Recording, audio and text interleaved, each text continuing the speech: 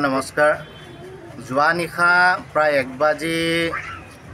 1:30 মোলৈ ফোনযোগে এটা খবৰ আহে যে এনেকুৱা আমাৰ ভাৰতীয় জনতা পাৰ্টিৰ সক্ৰিয় তথা জ্যেষ্ঠ কৰ্মকৰ্তা আনন্দ কুমাৰ চৌধুৰী ডাঙৰীয়াই আমি বিয়োগৰ খবৰটো পাওঁ।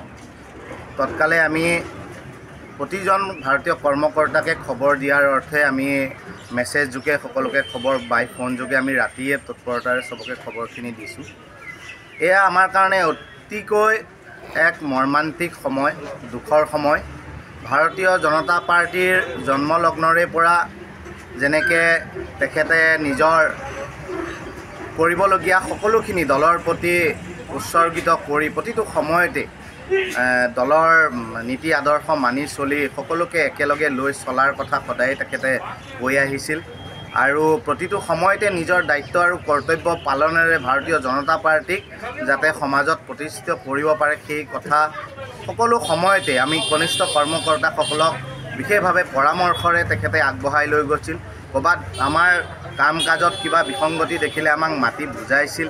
গতিকে এনে এক সময়ত ভাৰতীয় জনতা পাৰ্টিয়ে এক বিশেষভাৱে কৰ্মদক্ষ তথা অঞ্চলত এক সামাজিকভাৱে তেখেতে প্ৰতিষ্ঠিত আছিল। সমাজৰ প্ৰতিটো স্তৰৰ ব্যক্তিৰ লগত সুসম্পৰ্ক ৰাখি তেখেতে কাম কৰি গৈছিল।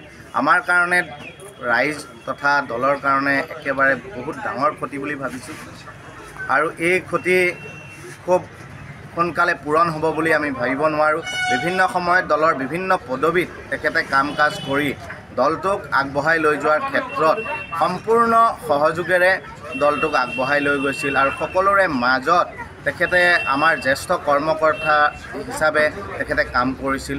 কিন্তু এক অপূৰণীয় ক্ষতি, এই ক্ষতি যথাসম্ভৱ আগন্তুক দিনত পূৰণ হ'বনে নাই এক প্ৰশ্নবোধক।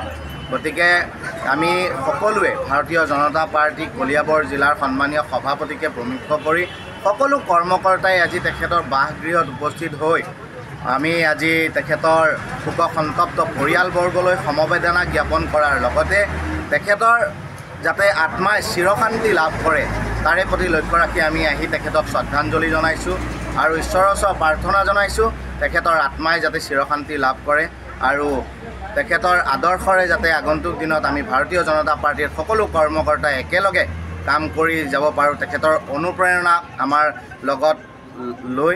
গতিকে সেই ইমানখিনিয়ে ক'বলগীয়া। আজি এক দুখৰ সময়ত আমি সকলোৱে একত্ৰিত হৈছোঁ আৰু বিশেষ ক'বলগীয়া